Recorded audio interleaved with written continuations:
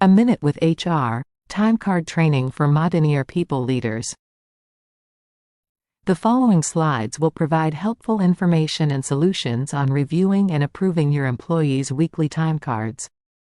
Some of the subjects we will cover: bereavement, lack of work, suspension, 4-hour supplemental pay, paid time off, no call no show, absent, doctor notes, holidays, FMLA. If you know you are going to be gone, please make sure you have a backup to approve your timecards. If you do not have a backup, make sure to contact payroll and they will be happy to approve your timecards for you.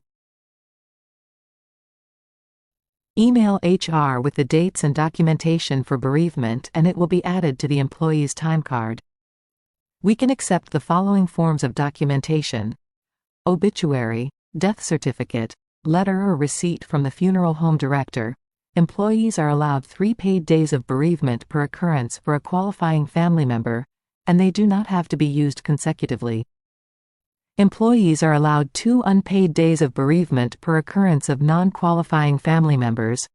More often, families are doing a celebration of life that can occur weeks or even months after the family member passes. Just be aware that this is acceptable. We may also extend additional days if the employee must travel a far distance for the services. For instance, if you have a family member who passed away and they live in Texas, they could be allotted additional, unpaid bereavement days to cover while they are away.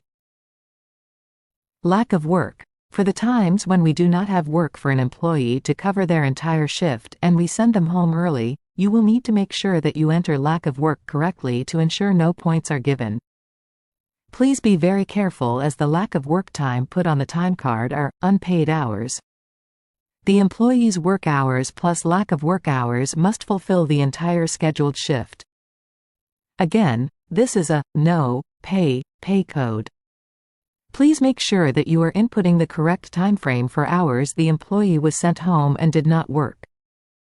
To do this, you will add a row and enter the hours for lack of work. Remember, this must be the remainder of the employee shift. If you look at Tuesday 4 to 18, it shows the correct way to enter on the timecard.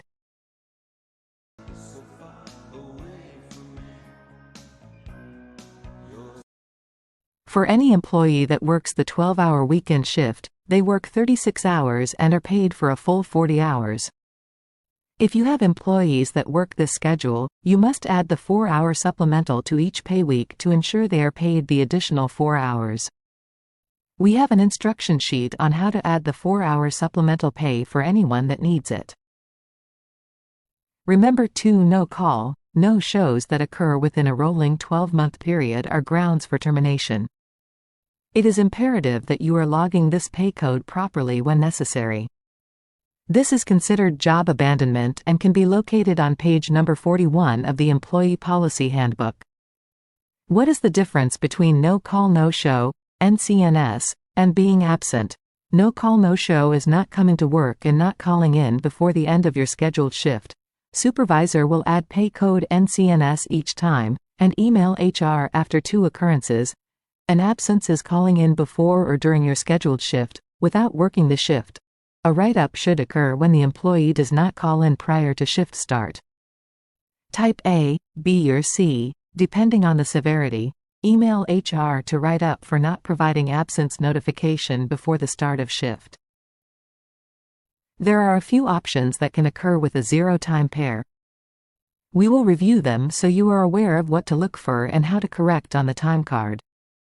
As you can see in this example, Monday and Thursday both have red dots, creating a timecard exception. The only thing wrong with these dates is the employee's regular scheduled hours should be listed. So on each day, you will just change the out time from 5 p.m. to 3 p.m. Save, and then the red dots will turn blue and the card is ready for approval. No call, no show and doctor notes pay codes require the employee's shift to be listed. This example of a zero-time pair is due to there not being enough time to calculate.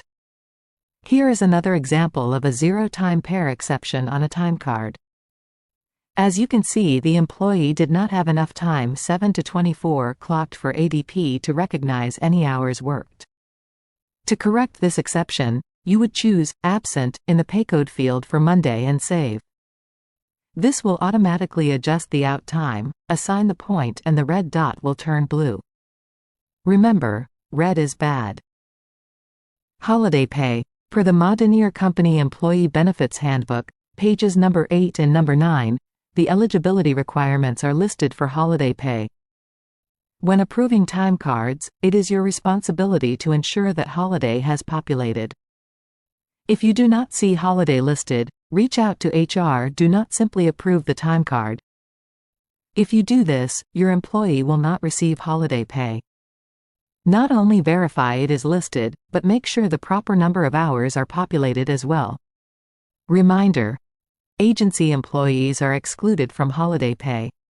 You will need to make sure to remove their daily schedule, otherwise they will receive a point. Please make sure to reach out to payroll if you are not seeing holiday populated on an employee's time card or if the number of hours are incorrect. There could be a number of issues as to why this is happening. Employee could be on the wrong pay class, wrong schedule, maybe they did not work the entire shift the day before or the day after. If you are not sure, it is best to reach out before making any adjustments. If holiday does not populate, the supervisors cannot input on the time card. This must be completed by HR. This time card is just a mess. There are several things wrong. HR does not get any type of notification or report showing which time cards have notations. This particular note said, "Not scheduled COVID." First, we cannot see the note that is input on the time card unless we click in it. Second, the supervisor had absent and lack of work, which are all incorrect paycodes, especially when the employee was out due to a sickness. Reminder: HR is the only one that input doc note on the time card. Since the employee was out due to COVID, the time card should have had doc note put on each line.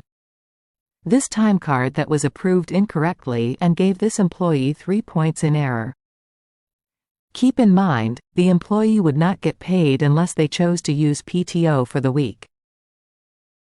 Here is another example of a time card that was not processed correctly. Remember, red is bad.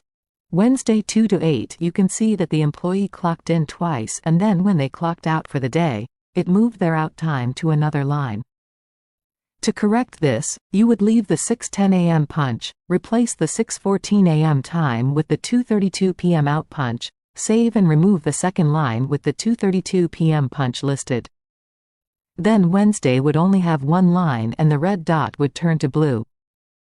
The other problem with this time card is that the supervisor did not remove the absent for 2 to 9 when the employee had PTO.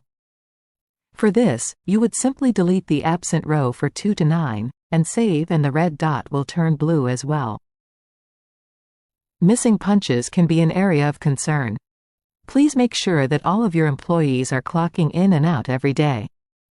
Not clocking in or out is not acceptable. This is part of your employee's job and to ensure they are paid accurately. We understand one-offs are going to occur, but as you can see in this example, the employee blatantly failed to clock in each day. This would be a red flag if the Department of Labor were to ever audit us. If you see that any of your employees are having an issue, please speak to them immediately so they can rectify the issue. To ensure we are in compliance with the Department of Labor, please make sure to add a schedule for any employee that you are having work on a day that is not part of their normal weekly schedule. This will allow ADP to calculate their time correctly and to make sure that we are always in compliance with the Department of Labor. ADP has rules set up to eliminate the need for supervisors to manually adjust times based on what was required for the employee to work. In this timecard example, you see the red lines for Friday and Saturday, indicating there is no schedule present. Thank you for taking a minute with HR. Timecard training for Modenier people leaders. Reach out to HR if you have any questions about timecards.